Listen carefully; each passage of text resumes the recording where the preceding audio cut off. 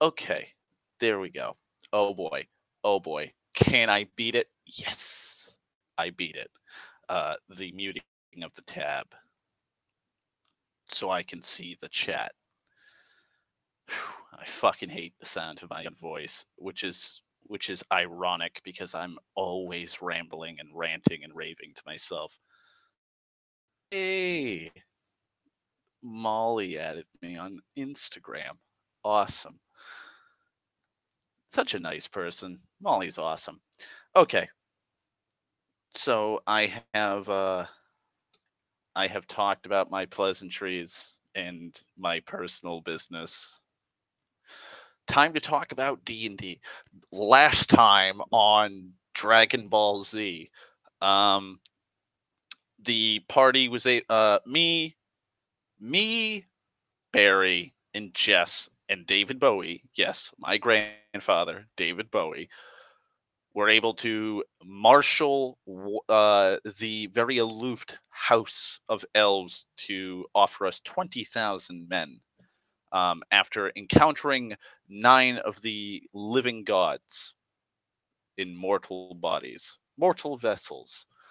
And they have given us ordained quests, holy, fate shattering quests, because we are unthreaded. Those who didn't watch the previous episode, uh, the, it's a very cliche stock fantasy slash no, yeah, fantasy. Anything that would have this would be a very fantastical thing. Fate is a weave. Everything is weaved into each other like threads.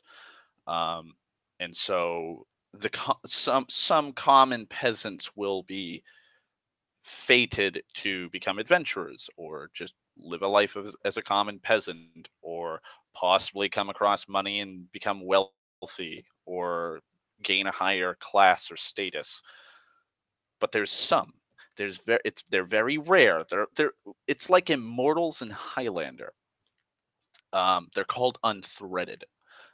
Their threads, history of life and the universe and fate itself, are frayed. They stick out of the tapestry, and they can be threaded in any which way, metaphorically speaking.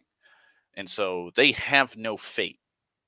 They're like a wound in the force. If anybody's played KOTOR 2, they're like the wound in the force. And so apparently, uh, unthreaded have it's almost as if fate itself does this, where unthreaded tend to congregate amongst themselves, either through supernatural means or just sheer coincidence outside any outside forces say or doing. And so I am one. Barry, Jess, uh, David Bowie isn't, sadly. Um, and when we marched out, we decided to go lift a siege, which is what kicked off in the campaign, where I was leading a host of men and elves alongside my father Ben Orr and my grandfather David Bowie, and we were ambushed, and it became known later in the annals of history as the Battle of the Four Rivers. And it was a monumental fuck up on my part because we lost. Nearly the entire army was routed. My father, I'll get into that right now after I'm done explaining this very long recap. But my grandfather and father pushed through the ranks and disperse, fleeing with what few men they could. I was struck and horribly injured and fell into a river, and that's how I met Barry. Barry and me started heading to the Mirin Forest, home of the elves, the Mirin elves or gray elves. Uh, and then, fucking phone. Oh, okay, it's insignificant Facebook talk. So uh to the Mir and elves because I was hoping that maybe my grandfather would know of something. I also wanted to help rally an army, and Barry joined along the way, and he kind of duped me into allowing him to join. That's how we were captured by elves, led by Jess and her captain.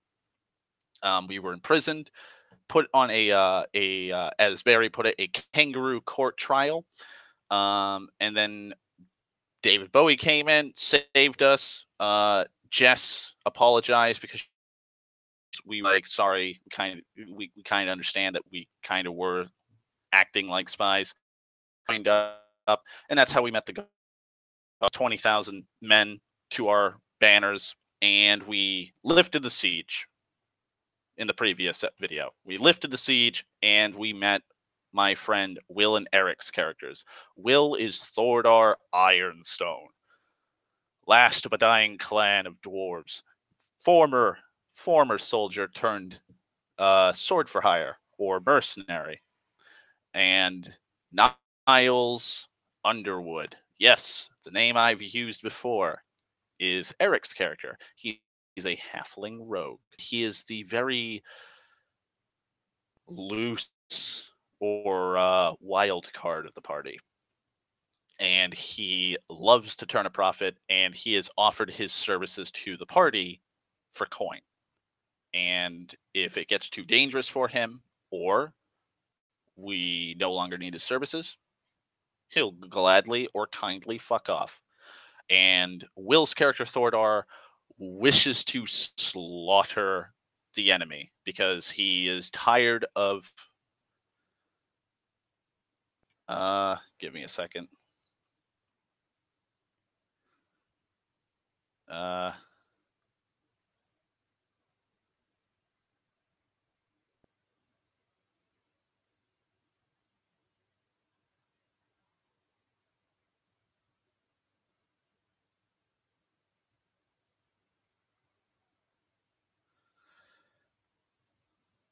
do do do.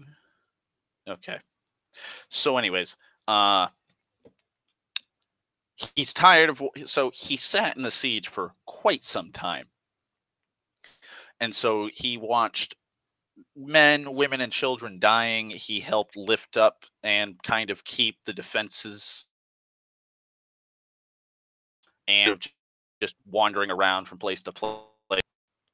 He's skirting, kind of like the game FTL, where you're constantly moving away from the Empire or the rebels. Yeah, the rebels. And so it's like you're constantly moving away from the rebels, constantly trying to get one system away.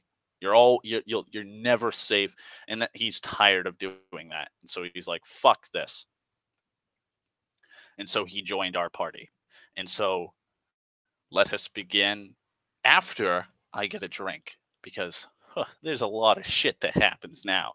We get to watch the horrors of war.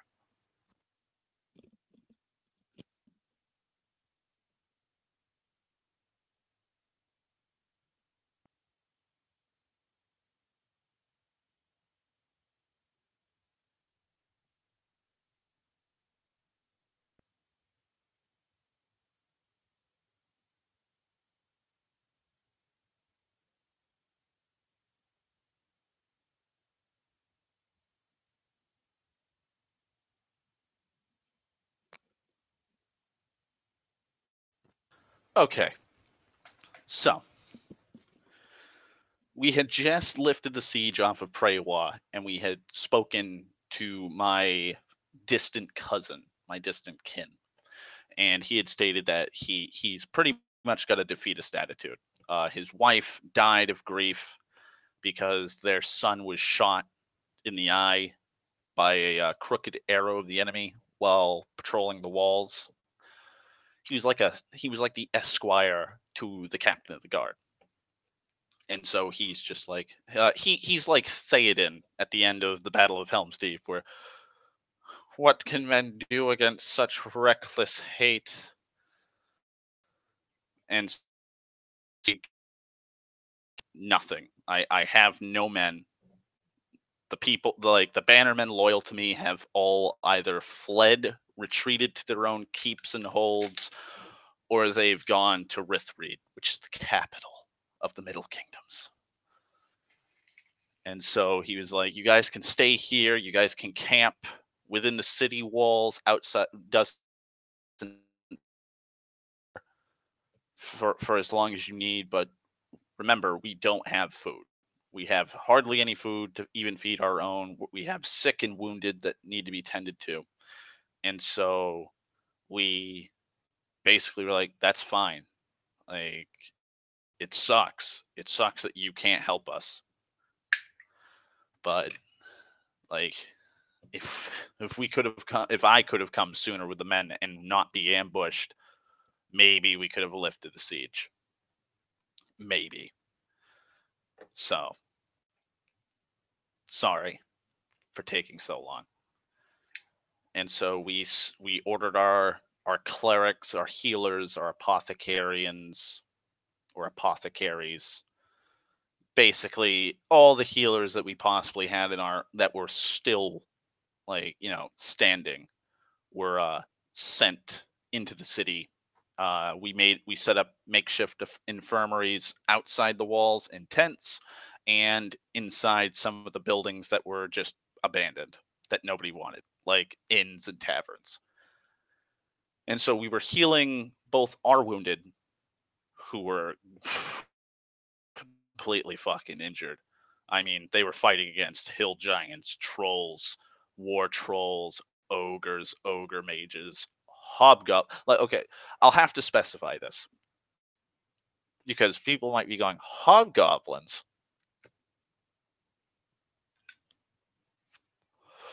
Hobgoblins,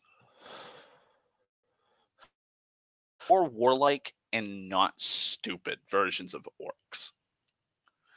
Orcs, like when you look at D&D and you say, "Oh, look, a war band of orcs," you'll think of the classic Tolkien-esque orc.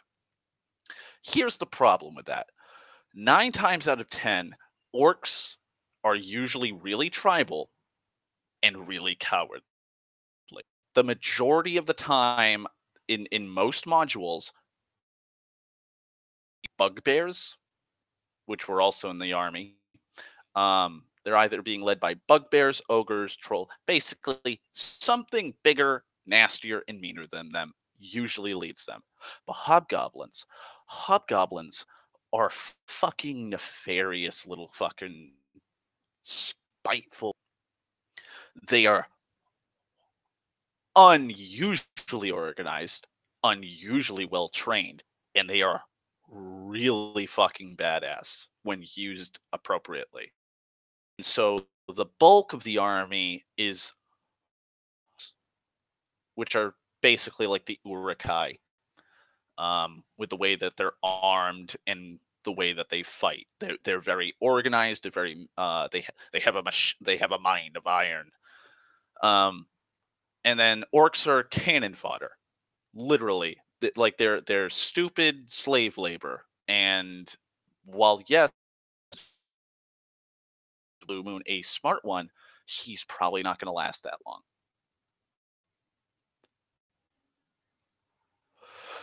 You've got goblins, which in the campaign setting at the time and still are, they're tinkerers.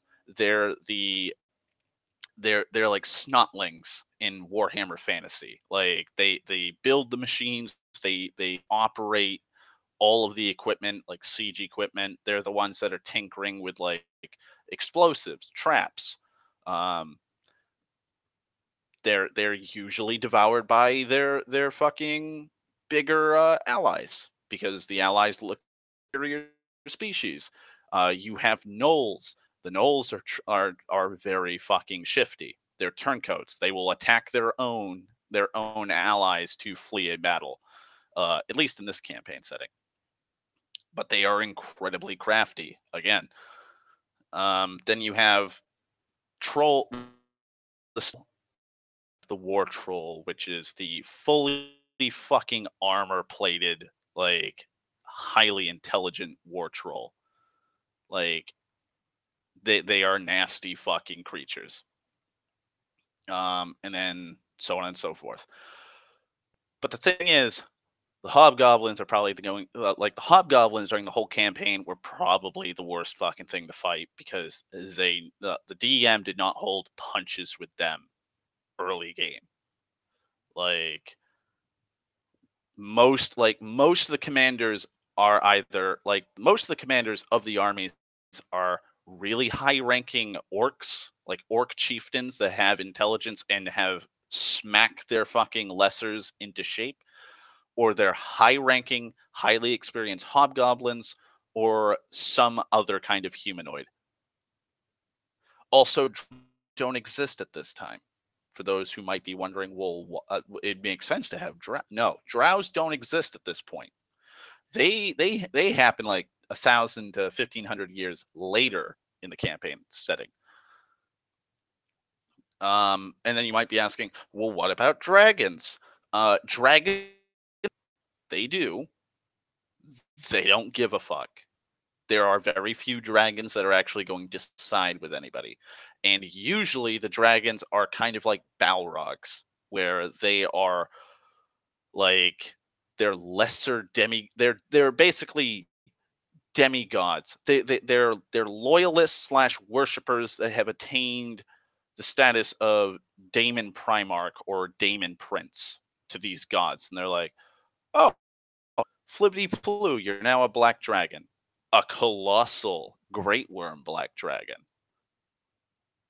Do whatever you want. That's basically the dragons currently.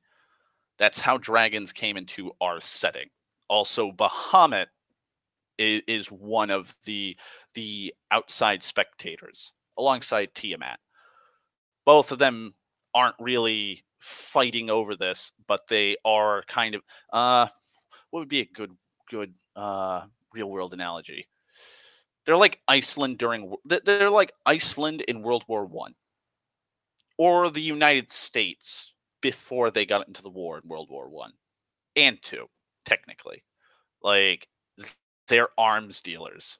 They're like, oh, Tiamat, do you see our war effort? Do you see how we're dominating this land? Do you mind giving us some kind of creatures from your plane of existence, or any ideas of what like could you spawn anything? And Tiamat's like, yeah, all right, bing bang boom, white dragons, red dragons, black dragons. There you go. You can have those. And they're like, "Oh, okay, thanks." And so, because of Tiamat, she's just been throwing out in there. And the thing is, the way that they pay, I guess, is more power, which causes more of their forces, more of their factions to worship them.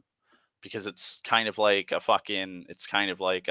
Elder Scrolls or Warhammer, where belief strengthens a deity. And so Kurtlemek, I think it's Kurtlemek, the kobold, like he's joined in, and because Kurtlemek or the kobolds are a very reptilian race, they kind of start having schisms later on throughout the centuries and millennia where they start worshiping Tiamat over Kurtlemek, and they start making their own pantheons. Kind of gets a little complex and convoluted. But yeah, so that's where dragons are. And Bahamut counters with like, "Oh, hey, well, I'll send out a few." Also, Bahamut's kind of a dick. Oh, but he has not sent in a lot of dragons at this point or later on. Few. So yeah, dragons are rare and they are a force to be fucking reckoned with whenever you see them. So now that I've gotten any questions out of the way for that, uh, once we set up the infirmaries and we started taking care of all of our sick and wounded, deliberating as to what we were going to do and trying to manage sheer enormity of the losses in this battle.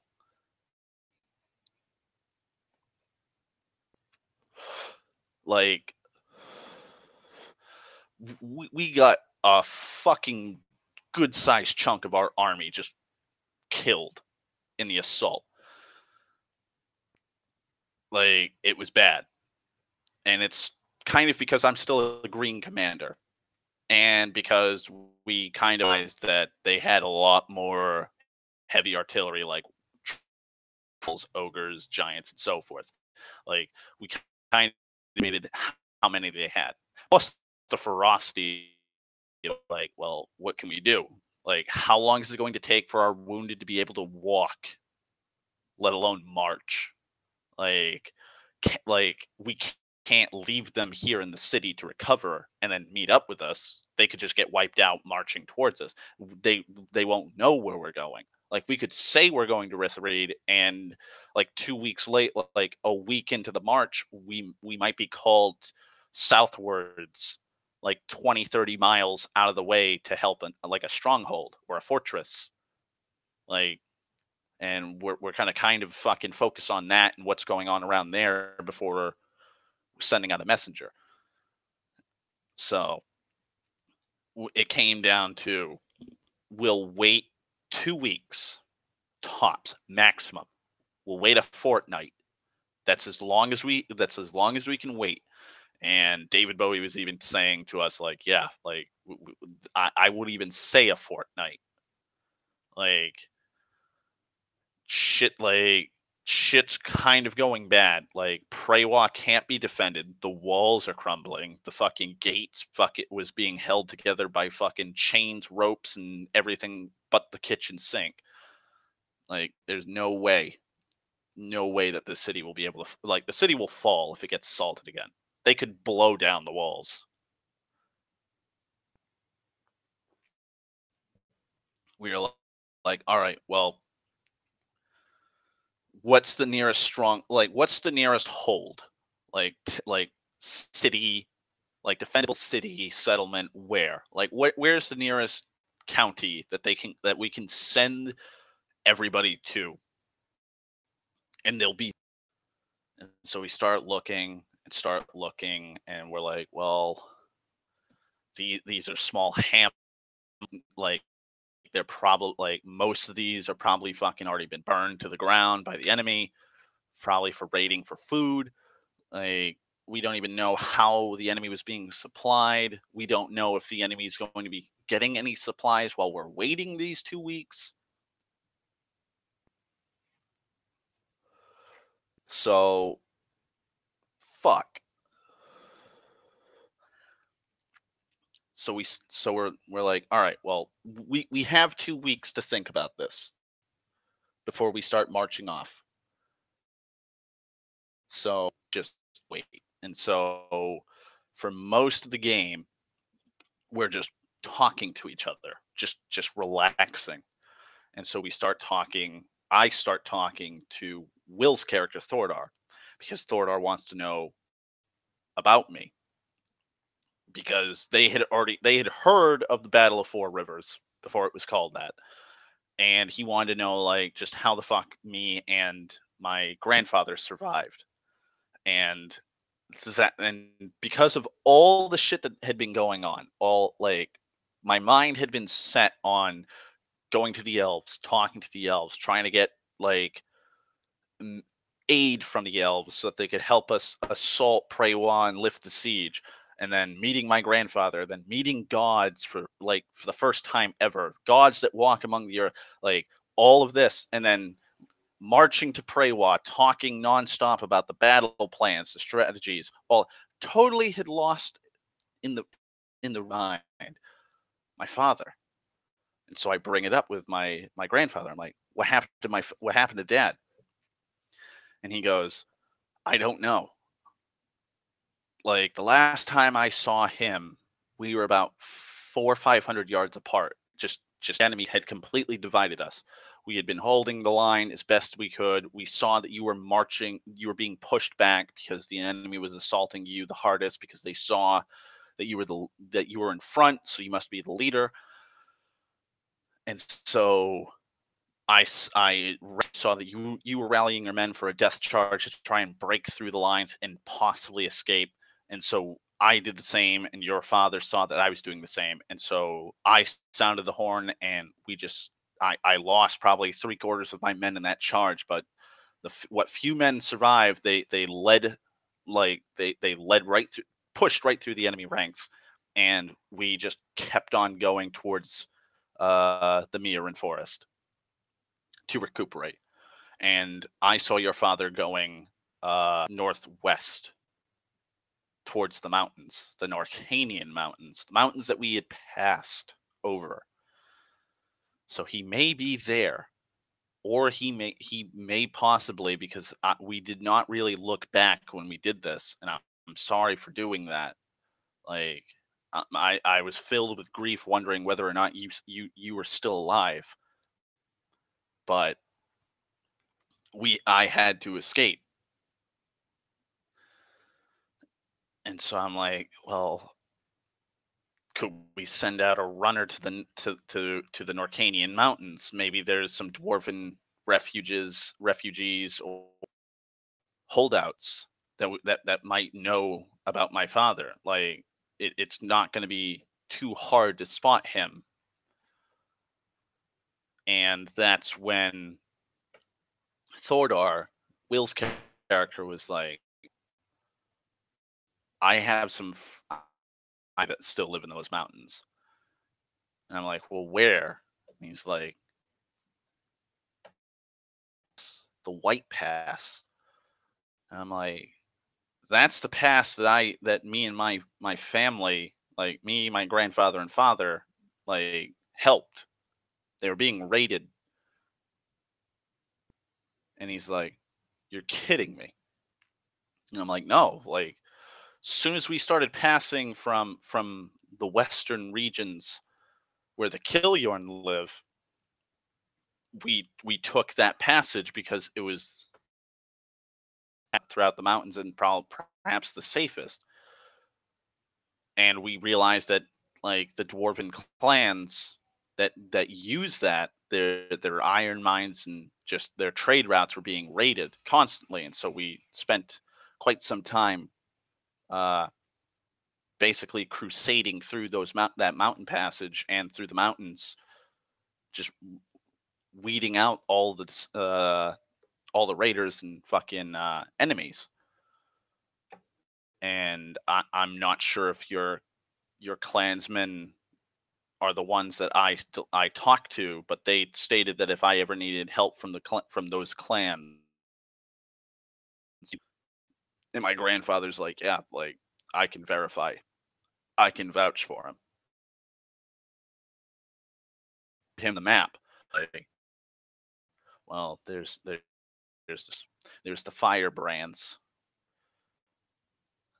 Some of my family are partially related to those clans and live with those. Maybe they're there.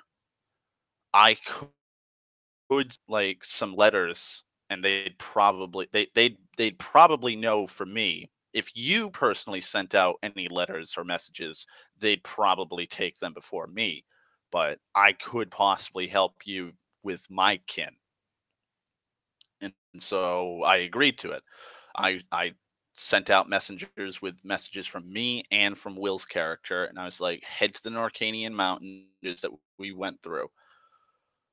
And if if you get any word from them, come back as fast as possible because we're not going to leave anyone behind. So if you can't get back here within 2 weeks, then it was kind of a wasted effort. I'm sorry to say. Rode off as fast as they could, and that's the last we heard from them for a while. Now, I had stated previously that Barry and Jess be quiet when being talkative with me,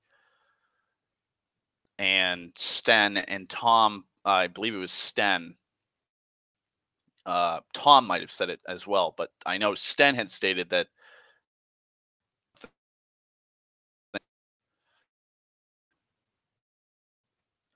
Give me a second. Now, uh, I finally confronted Barry during all of this because Barry decided to lock himself away in my kinsman's keep, looking at it full of books and tomes and trying to digest knowledge and information as possible. And I finally come up to him and I'm like, listen, Barry, we need to talk. And he goes, about what? I'm like, you know what? Like, you can't deny it. Like, you know something and you've been me talking about it. So, what is it? What do you know? And again, playing stupid, we talked about. I mean, I had a fucking weird trip, man. That's about it. Like, I don't know. I don't know what you're talking about. And I'm like, Barry,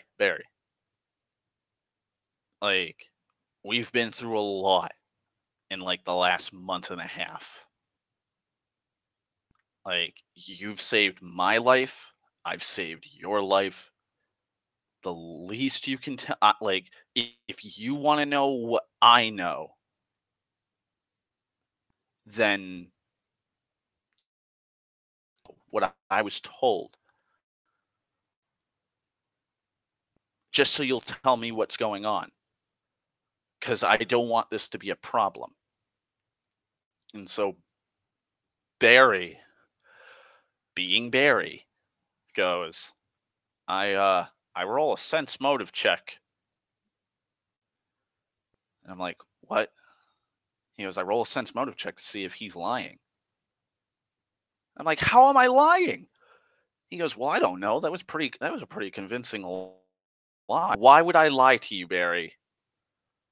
He's like, I don't fucking know. And maybe you're lying just so you'll know, and then it's no takesy backsies or something. Like you're just gonna sit. You're buttering me up, so I'll tell you, and then you're just gonna sit on it.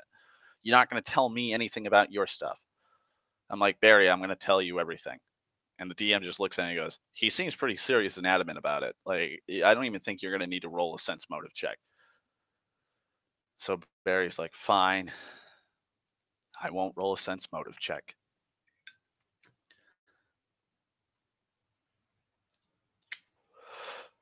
And this is what was told and what he saw. Barry saw my death, and he saw it, and he couldn't stop it. That he saw me standing in a great hall, totally ruined, covered me myself being covered in blood in kingly armor, years of ruling weighing down on me. I had started to gray in my hair. I was wielding the sword that I was gifted by the gods, and there was a figure. Pick out what the figure looked like, but the figure had an aura that he saw. It looked like a black hand. Same hand I saw in the frescoes in my test. And he said, I could see figures standing around you, and they were fighting tooth and nail to defend your life. And they were falling and dying. And I watched you stab this figure with your sword just as he plunged his sword into your chest. And both of you jumped out of the keep and fell to your deaths.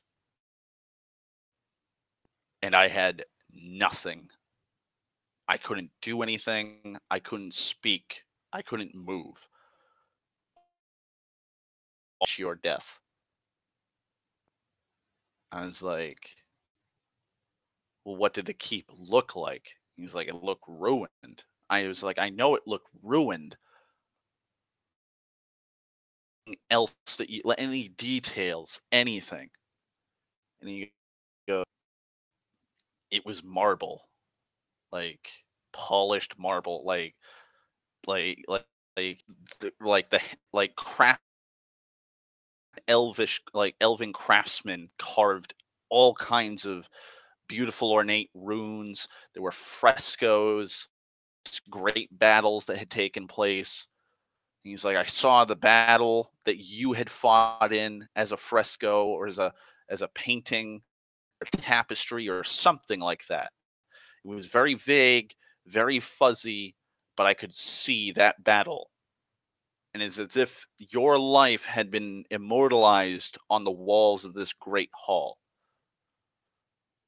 I'm like, ah, well, did you see anything else? He's like, I saw myself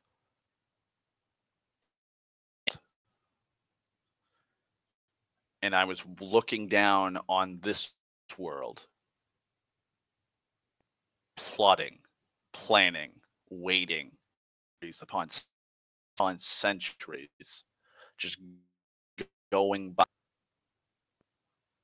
I'm like, well, what did you do? He's like, I couldn't do anything.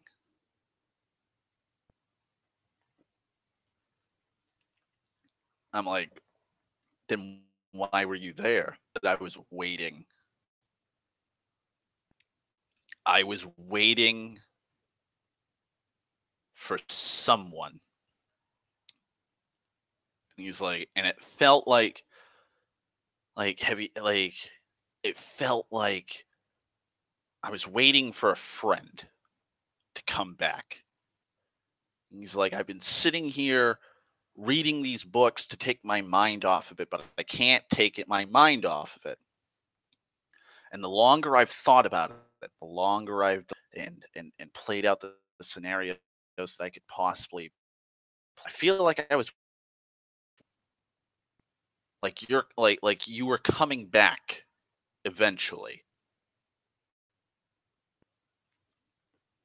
And I'm like, wow.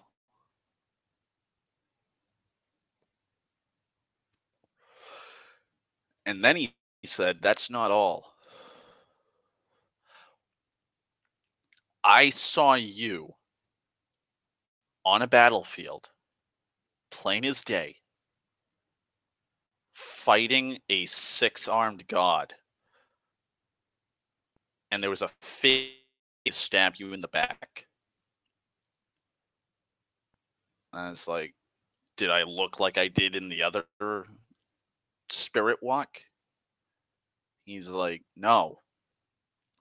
It looked recent, like it was gonna happen now. That's why I was in the carnage. As you see anything related to me? And he's like, I saw myself in some kind of void.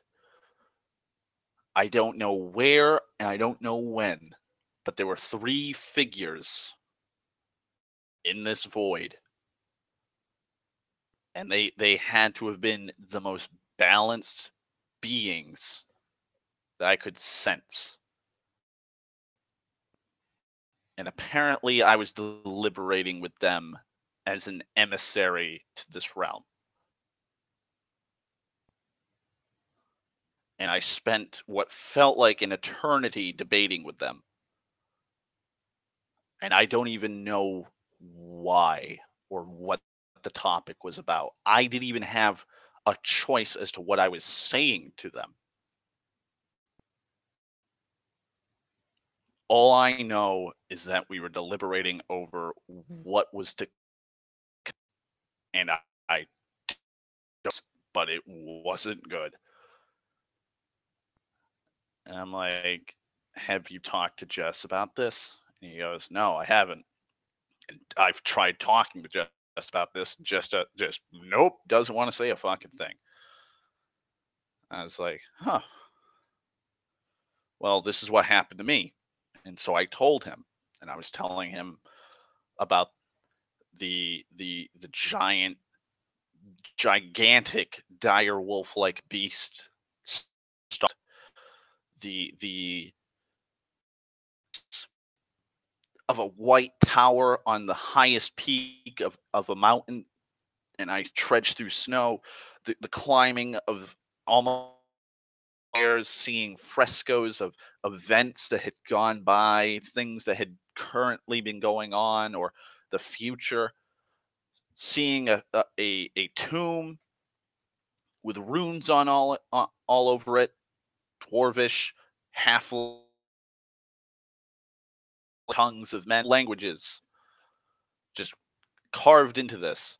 And I saw a fresco of a kingly figure with a white-handed aura, and I saw a blackened figure with a black-handed aura clashing on a beautiful city that I've never seen before. And he's like, a giant dire wolf? And I started describing it to him. And he's like, wait a minute. Have you told your grandfather about this? I'm like, no, why? He's like, that sounds like a not a past life per se. Like, I'm not saying you dealt with like through like a reincarnation of, but that sounds like an event that happened to one of your ancestors. I'm like, which one? Like, I don't know as like I know a small amount of my family history, but I don't know everything about them.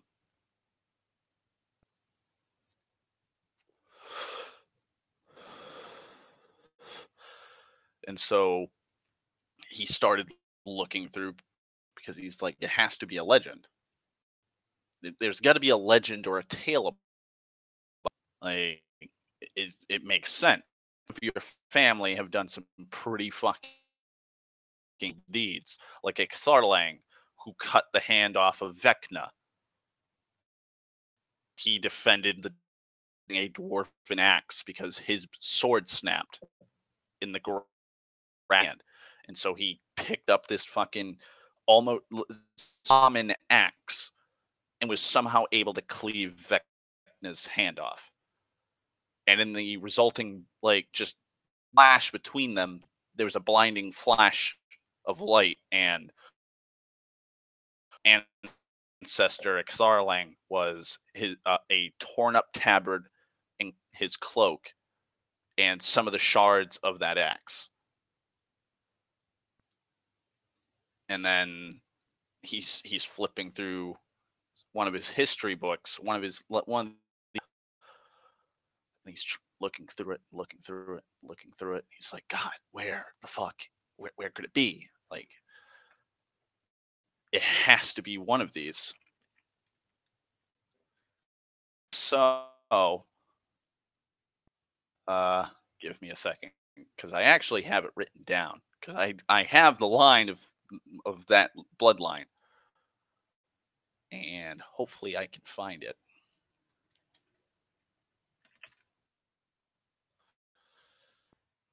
Silmar. He comes to Silmar.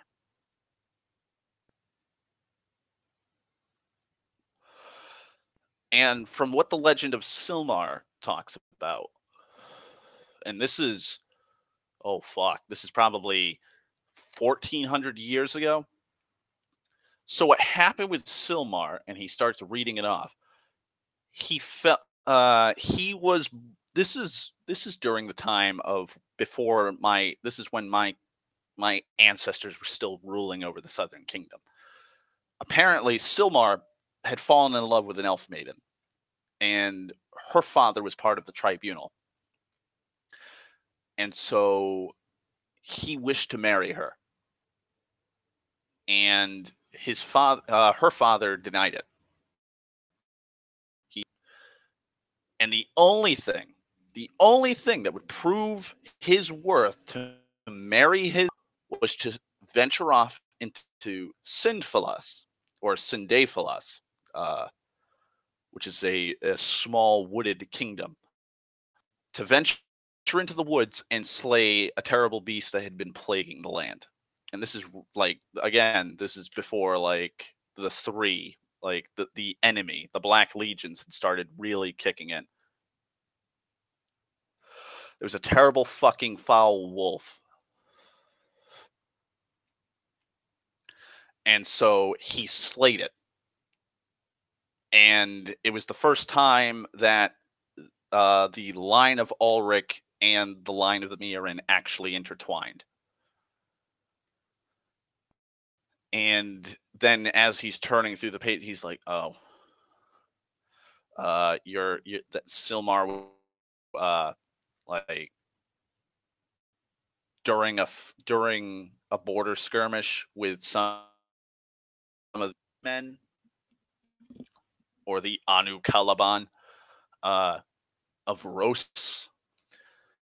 Uh, he was captured for 4 years and interred and tortured, and he was forced to bear sons to Bitness the Cruel, and quite a bit of fucking problems. Those three killed his son, Rathilden, and they usurped the throne because they were considered bastards, but claimants to the throne. And Urwa was Silmar's bastard son, forced to sire Urwa. And I'm like, oh, okay, I've heard enough. Like, so what you're telling me is, saw I was living as my ancestor. And he's like, well, it seems it. Like, giant beast, like, makes sense. Like, there has been one of those kind of fucking beasts in centuries. Well, that I know of. Plus, it's probably one of the most talked things because it's a legend after all. I'm like, well, I don't know what it means to me.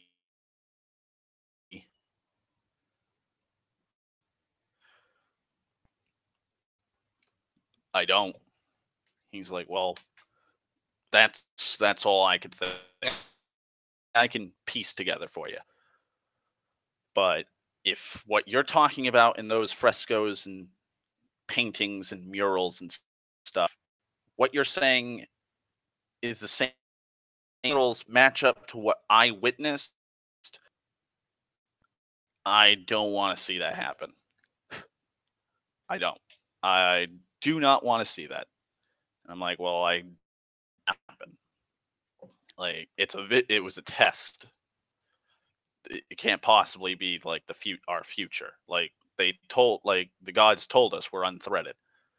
He's like, yeah, well, some things might be fake, but it's how we react to those things that we're destined to fade. As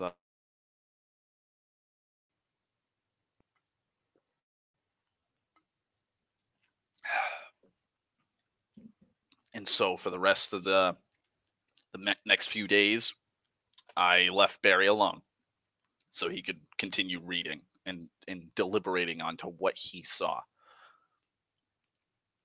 Uh, Eric's character was just tromping around, just relaxing, reclining, talking to the soldiers, figuring out if he could get an edge on any kind of operations, trying to earn a few gold or anything of value that they had, like trinkets or mementos in card games and chess, just board games and gambling games.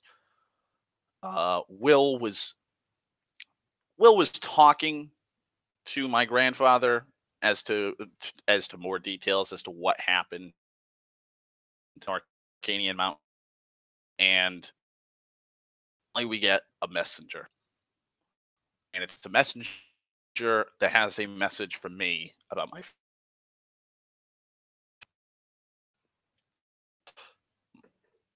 So apparently, my my father had gone through on the hills of the mountains and he was going northwards. Guess he had decided to one of the clan's strongholds, been staying there for some time before recovering with what they don't know. He didn't tell anybody where he was going, apparently he told them that he knew that his father or and me, his son, were alive, and so that he was venturing off to do something. He had an idea, and so he was venturing off. He would return to repay to repay the debt for the dwarves that helped him, and that's all. And so I'm like, well, thank you. You guys got back here and like with 3 days left. Well, I don't know what we're gonna do now. Like, be fucking dead for all I know. And my grandfather's like, we have to Rithreed. That's logic, and they can go to Rithreed.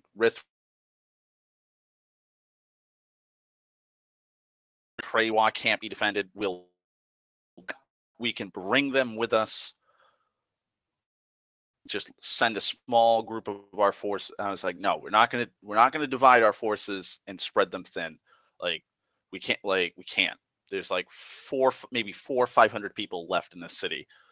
We can't send like a bunch of half-starved, wounded civilians somewhere, somewhere that probably can't even defend them.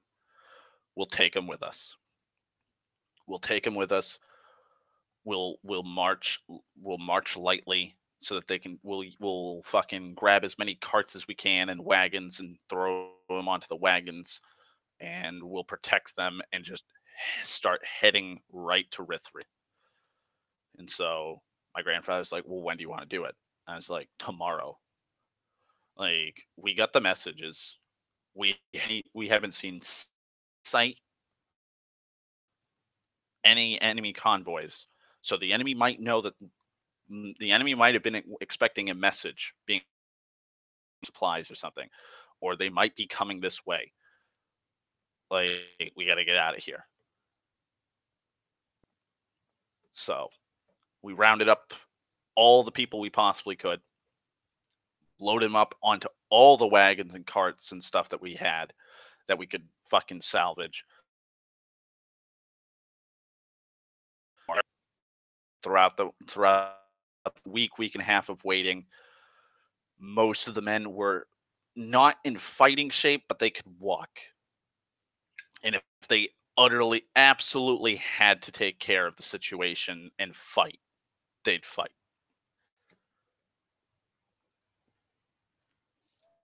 And by this point, because I in recovering, my arm was practically fully healed at this point, which is a good thing. And so we march off. And now, from Prey to Rithreed, I'm trying to remember how many leagues that is. Are pretty for me. Give me a second. I'll grab one of the maps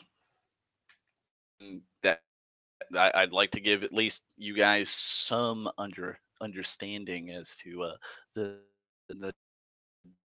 this place, because this is like Tolkien, where Tolkien would say that it takes 2 weeks.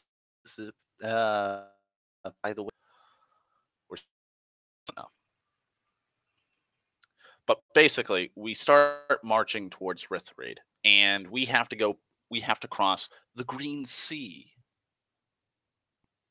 which is basically just nothing but fucking crap, almost Scottish Highland, rolling fucking grass plains, barely any trees anywhere.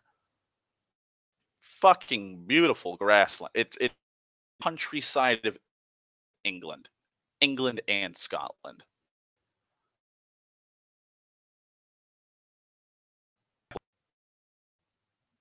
Cover with thousands of armed warriors marching open in open ground.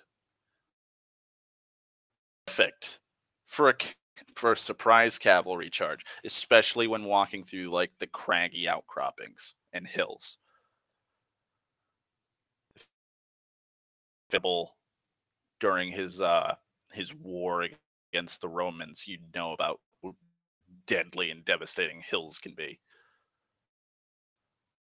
And so let's see. My fucking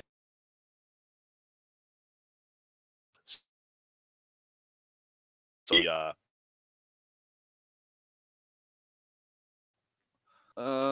okay.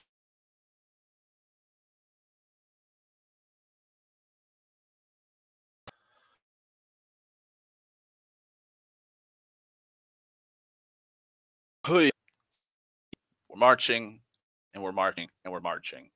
Now do there and plenty of open ground. The problem is the logistics. Like march that because we have wounded that are on foot. We don't have as many. We can't march too fast. We march.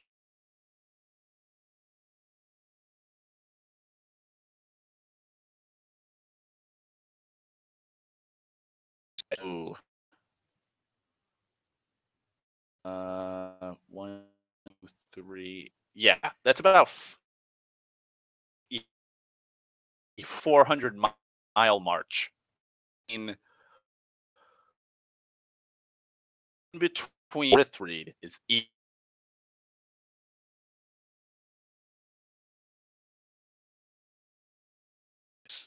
a long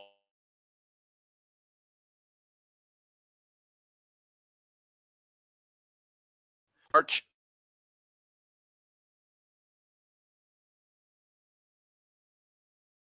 is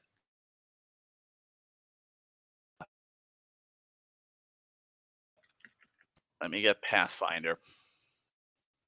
Because Pathfinder is basically 3.5. It's 3.7 point. It's 3.75. Shh. But can't march far that off. We just can't. There's just too many people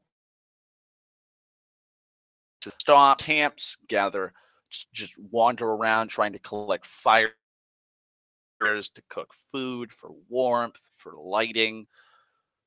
It was just a fucking nightmare logistically. Plus, we probably would like we as we were marching along on open ground, we weren't like I had already stated, like we're not going through on the roads. We're just not. That's stupid. We don't know how contested the roads are. We don't know if the enemy's holding on to these regions. We just don't know. So we're gonna just cross open field, and yeah, it's gonna. But it's better than being ambushed again.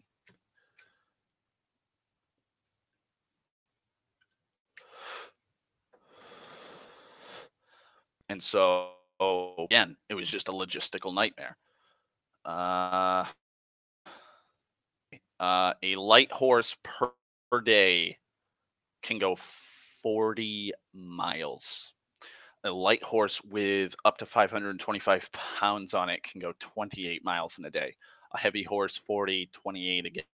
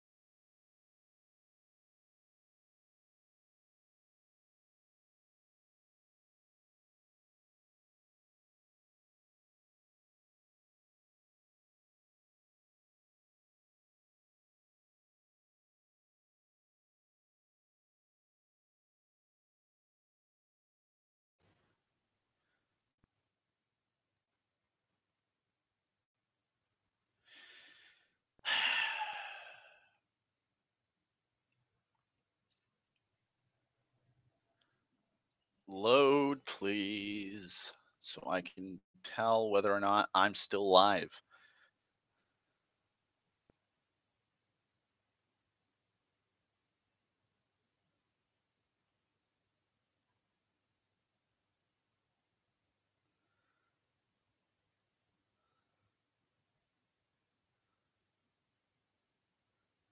Give me a second.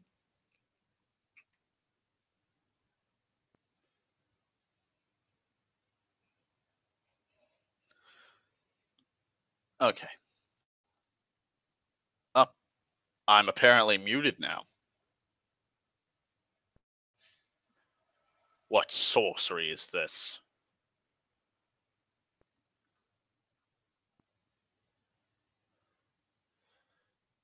Damn you, Google Hangouts. Allow me to speak constantly for 3 session or campaign that I played in when I was 14 to 15 to 16.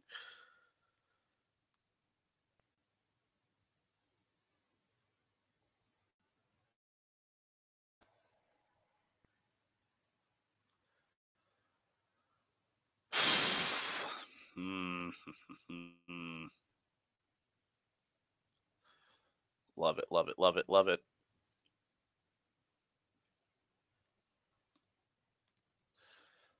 Oh, don't tell me you're gonna crash, Firefox. Survive.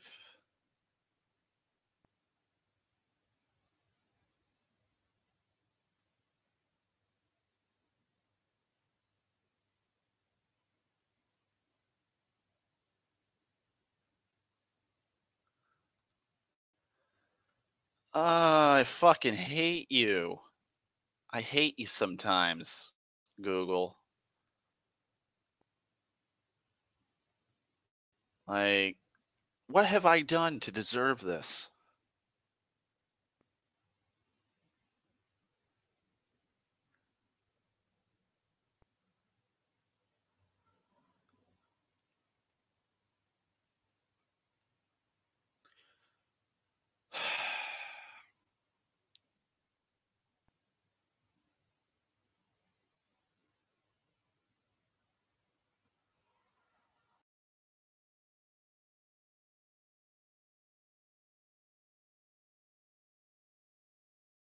Okay, will that unmute me? Because apparently I'm muted. Mute.